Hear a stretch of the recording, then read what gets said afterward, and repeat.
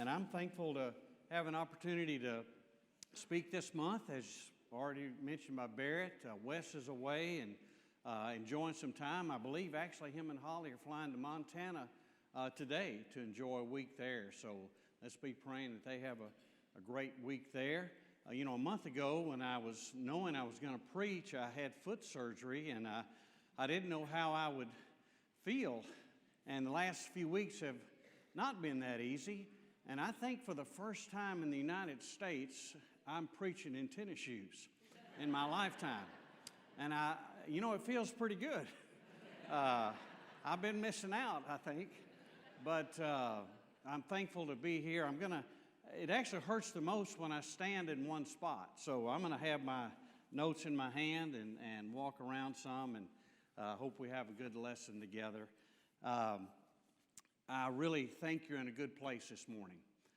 Whatever decision led you to be in worship, you may have made most of that decision. Some of you may have come along grudgingly. I hope that's not the case.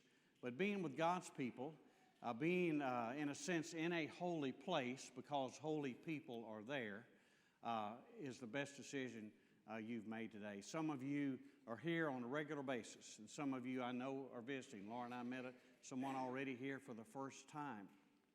I read yesterday that from Dr. Ryan Burge, a church growth analyst, that today, or actually 2024, the research showed that 41% of Americans are only in church once a year or less. 41%. Now, less than once a year, of course, means zero. So I'm sorry that's the state of affairs, maybe the trend that things are going. But as I said, I appreciate you being with us today. And we're concluding 6 weeks of lessons from the book of Leviticus. And I think Wes has set that up very well in saying it's not a book we often preach from. The topics there, holiness and homework has been our theme, and I hope you've gained a lot from these. I have. Where religion meets reality. And I think Leviticus is aptly named. Of course, it comes from the word Levi, which actually meaning the tribe of Levi, and in that sense meaning the priests, because you may know all the priests in Judah, all the priests in Israel were from the tribe of Levi. So this book is written with instructions to the Levites. It starts from chapter 1 through sacrifices, through all the hygiene and so forth, and things even that we pointed out. So it was for the religious leaders to know how to direct their nation to become holy or be holy people. So this book is not, in that sense, really written to us. It's written to the priests of this Jewish nation. So they're the ones charged with God's instructions, and it's up to them to teach what literally daily life in the Jew was to be like. And it's rare in world history that a nation or a country's rules and laws, in other words, whatever is right or wrong, for us, we might even, for a parallel might be the speed limit, but that's, in other words, anything you could do that's right or wrong in Israel was based on the relationship with God. Everything in that society was God-based. Their holidays, their feast, what they would do on the seventh day of the week, and so forth. And so all their daily activities were based not so much as being citizens of Israel, but more as people who follow the laws of their God. And it's why these books that traditionally attributed to Moses, the books of the law as we call them, Genesis through Deuteronomy, were all traditionally given before they entered the promised land, because that was the basis for what was about to happen.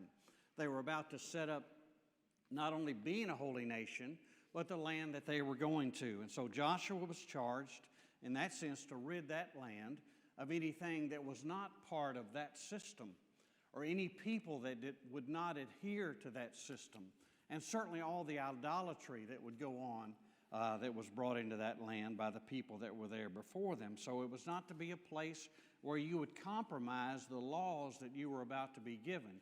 Your next door neighbors were not supposed to be non-Jews, and so that was why they rid that land. And if we were looking for a theme of the book, I have kind of found Leviticus chapter 20 and verse 7 to be that theme. And that verse says, consecrate yourselves, therefore, and be holy, for I am the Lord your God. Now, the word consecrate is not a word we use in common language, right? When you drop the kids off at school, it's not, hey, consecrate yourself today, honey. It's not in our normal vocabulary. And so what does that word mean? It obviously means do something to yourself, right? Consecrate yourself. It means to make yourself into something. Make yourself into something or declare yourself to be something. And in this case, the theme of the book is, I'm declaring myself to be holy. I'm declaring myself to be like God. So God is saying there are things I want you to do that will help you to be holy, that will help you to consecrate yourself and be like me. Now, obviously not meaning be equal with God, or not meaning taking on any type of divine nature, but simply meaning equality with God by consecrating yourself, making myself like God in spirit, making myself like God in what I focus on. Let me believe in the promises that you're giving me, and I want to be like God in loving what is holy. So that's what consecrating myself is all about. So the application for us and why I think we struggle with Leviticus, if that's the reason the book was written, to priests, to a Jewish society with a bunch of laws and observations or observances that we would not practice anymore, how do I in 2025 relate to a book like that? The date of the book, if it was written by Moses, was about 1400 BC. So we're talking over 3,000 years ago, almost 4,000 years ago. Can this book help me be holy? How can Leviticus help me be holy? Well, here's the thing. I believe that is almost the same question a Jew would have asked themselves as well. For the next 1,500 years after the book of Leviticus was even given to them. Because remember, when Leviticus was written, it wasn't like copies of it, were passed out to the society. It wasn't like you got it in an email or you read it on a web page or something like that. The families didn't have any copies, and if they did, you know what? They couldn't read them. It's estimated in the first century that only about 3% of the Jewish culture was literate. So how did these people even relate to or learn from Leviticus?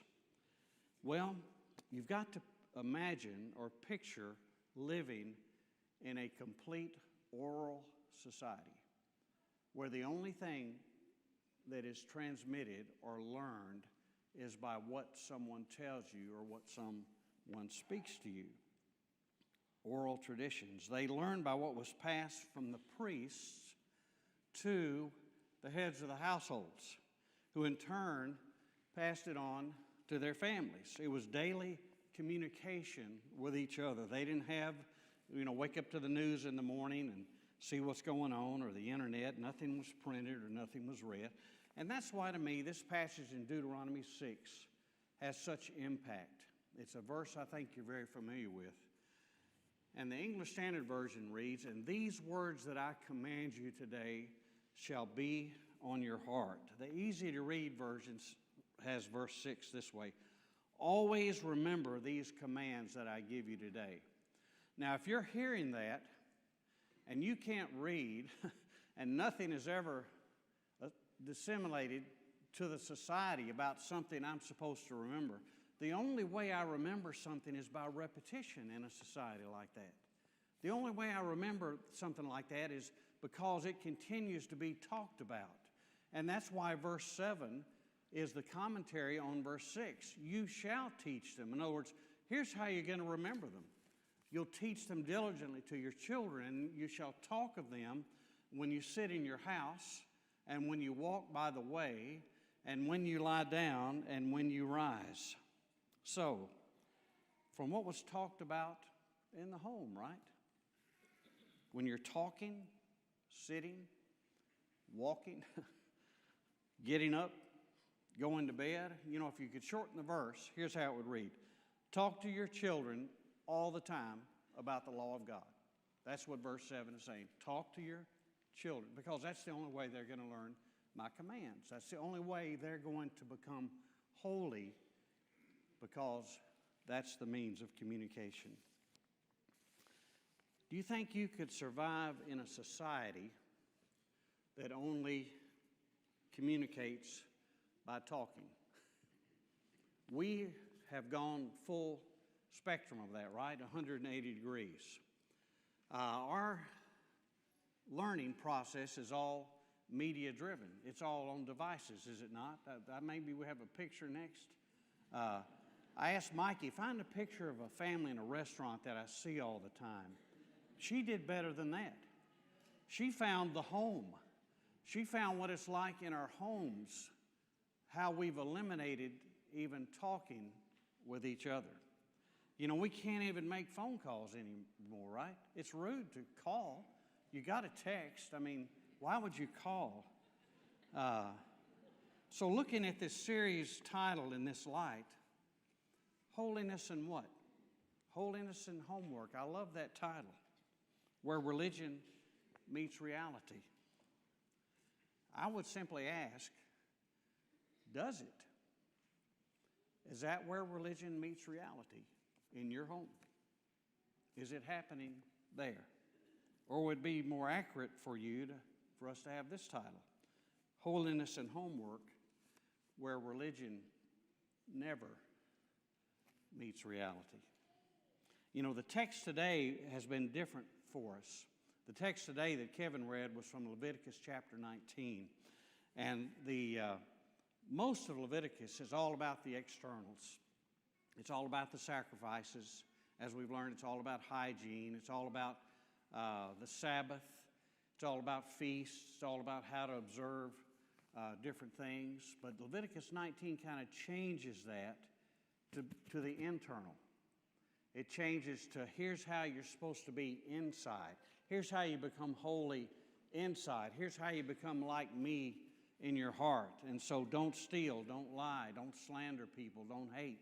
And then this proactive command to do something, to love your neighbor as yourself. So how did a Jewish family, again, accomplish these kind of commands? Or how did they learn them and follow them and put them into practice? Well, asking another way, you know, why would a Jewish family do these things? Why would they do the other things that Leviticus is asking them to do? And you might say, well, because God said so. Maybe that's the fallback answer, right? Well, that would be correct. But let me illustrate it like this. Today there's something 100% of us today have in common. No exceptions. Everybody here today. Every one of us has had or still has a father. All of us. Some of us have good stories of our fathers, and some of us don't.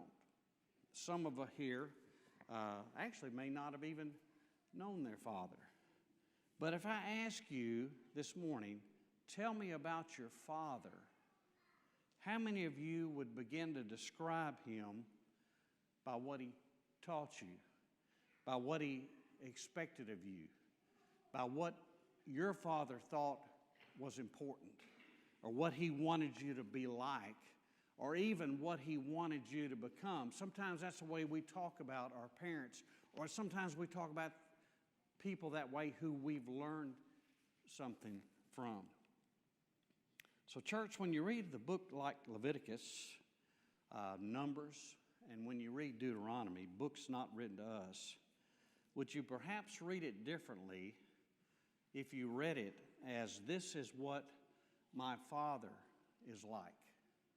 This is what my Heavenly Father is like. This is what is important to my Father.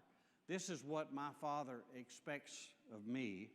And it's not just what a Jewish father must have done, because in that Deuteronomy 6, talk to your children all the time about my commandments conversations, would they not have tried to maybe say, this is what our Holy Father is like? This is why we want to be this way, because this is what God is like, and this is His expectations of us, in order to help them follow those commands. And not only would it help their home, obviously, it would help their tribe, their smaller community.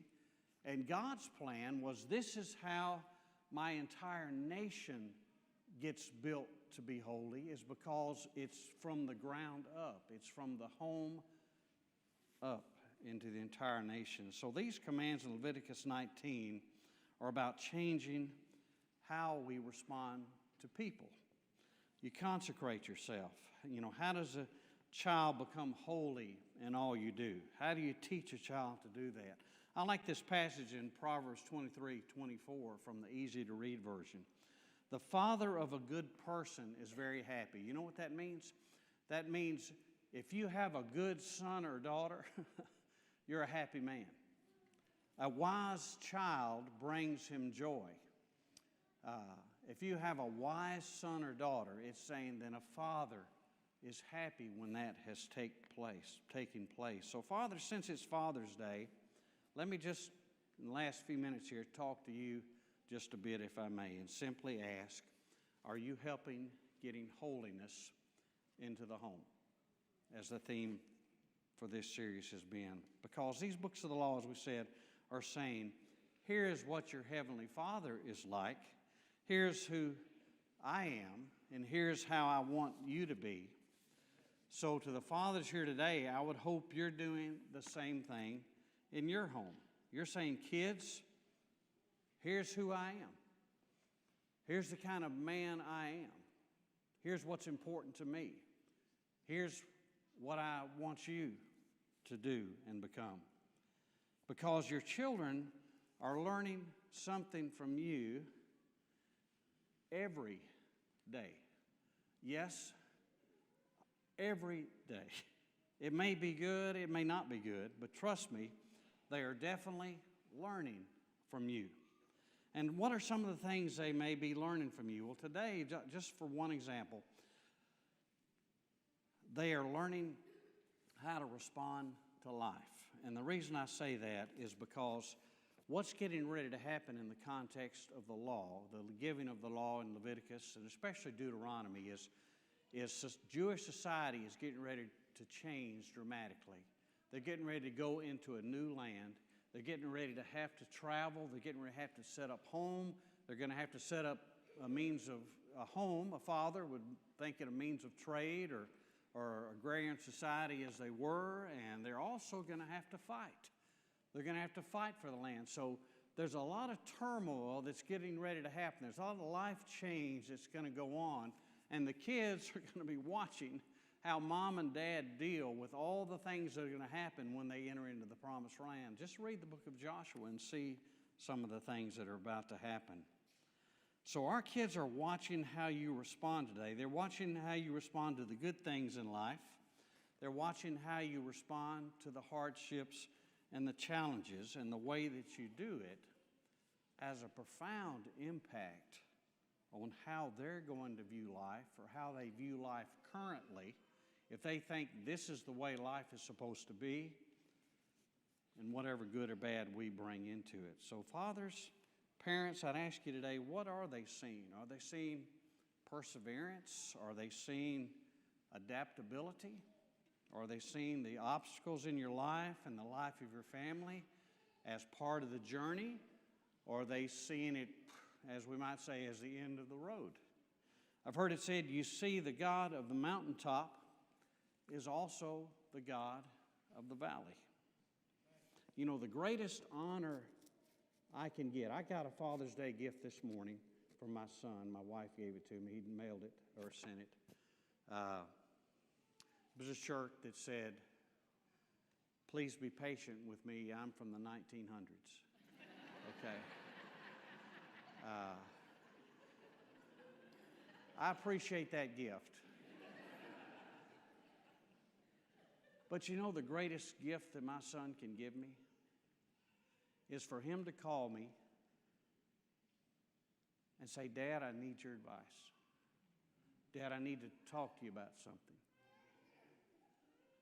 Because that means he thinks there's something in me that I have shown him before or done something for him before that would lead him to ask for my help. And that's exactly what's happening in these books. God is trying to say, I am a God that will help you through these times of trouble and turmoil in this new land. Here's a quote I read one time in a recent article. It says, facing trials, you're not going to grow up to your expectations. You're going to fall down to the level of your readiness and preparation. Now, do you understand that? You understand what that's saying? You may have all the goals for your child and the hopes for your child and say, my kids are going to do this. Well, probably not. They're going to do whatever they've been prepared for to that point in their life. And I believe it's because of this, when I look at the Jewish examples in Scripture, when I look at why is it that Joseph fled from Potiphar's wife? What is it that within him said, I cannot do that. I cannot participate in that sin. Why did Daniel continue to pray to God when commanded not to? Why did Shadrach, Meshach, and Abednego not bow down and worship the image of gold? Where did these young men learn that character from? How did they learn to be holy in that sense and facing that temptation and adversity? And why were they so dedicated to their God and their religion? And I believe it was because it had been ingrained in them from an early age to be holy and consecrated to Jehovah God. Let me show you a picture of a thing here. Okay. Some of you know what this is, okay?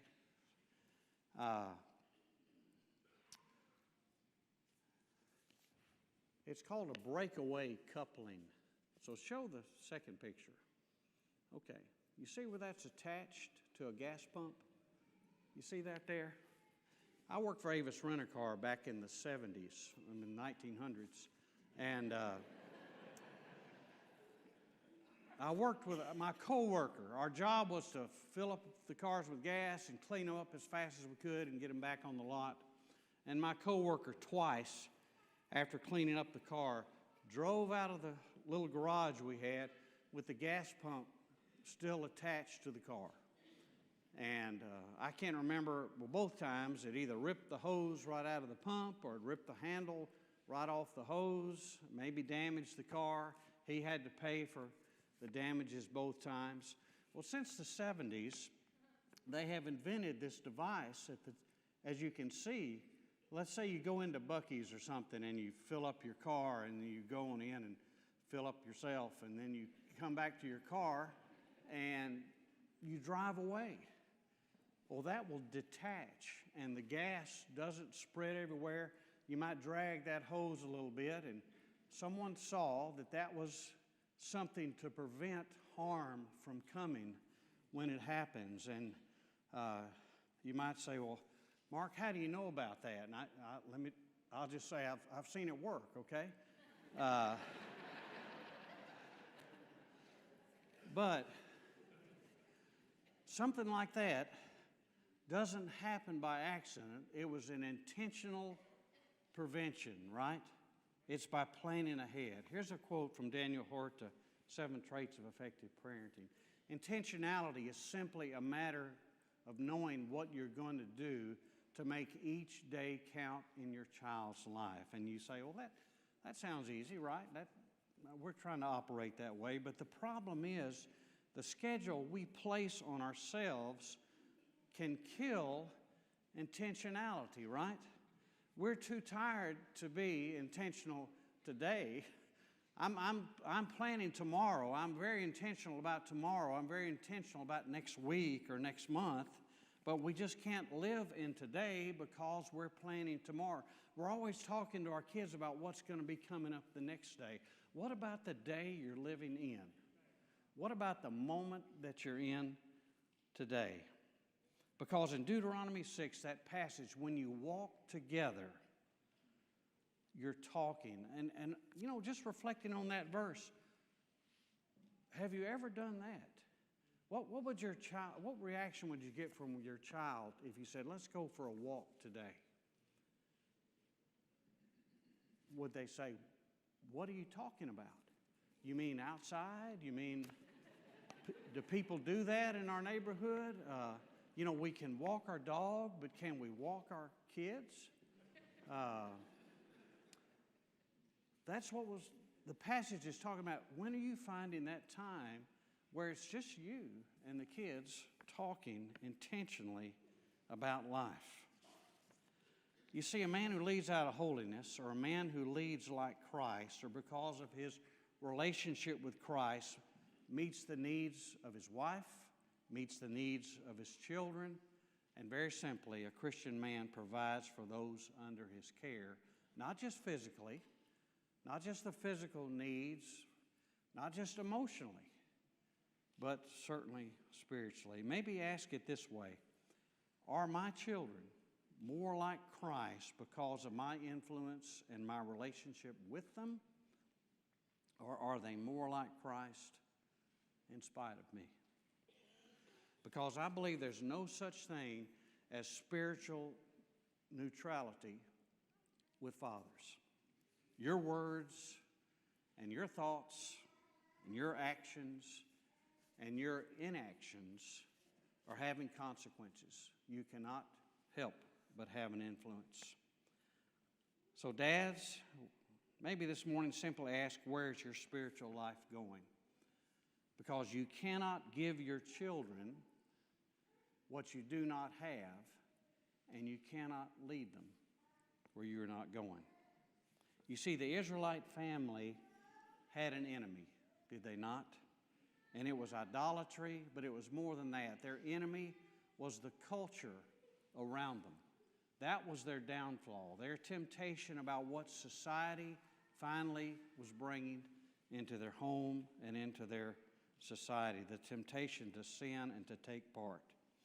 And there's an interesting phrase in Galatians chapter 6 and verse 16 that Paul applies to the church.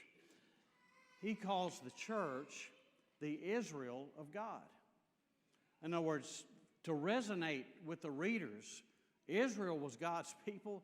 The church is God's people.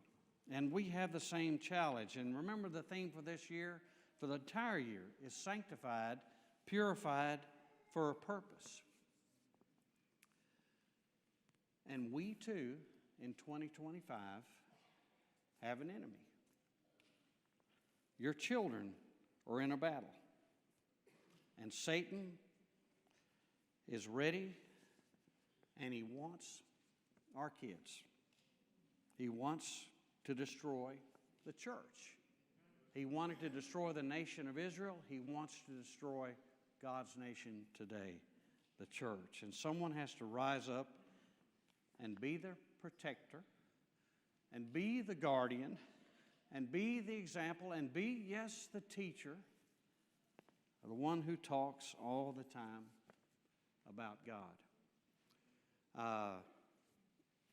We lately have learned in different places about Sparta, Persia, the 300 Spartans, and so forth. Sparta was a city-state, and Persia was the world empire, and they were going to take Sparta.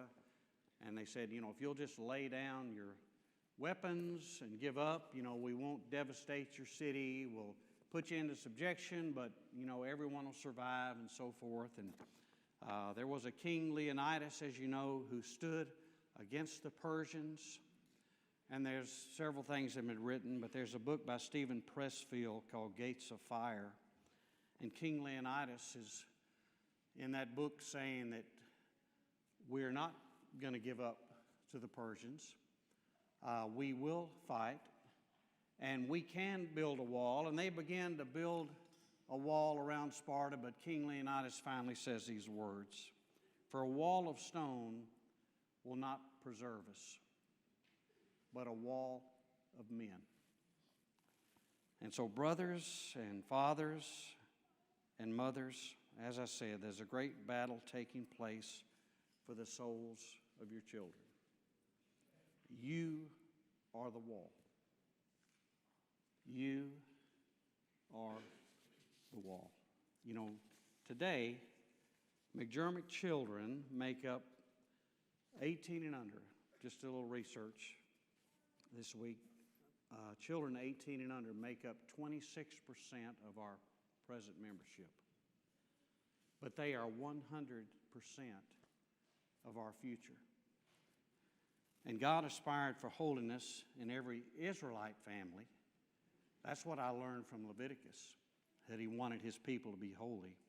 And He still wants holiness in us. So today, like I said, you're in a good place.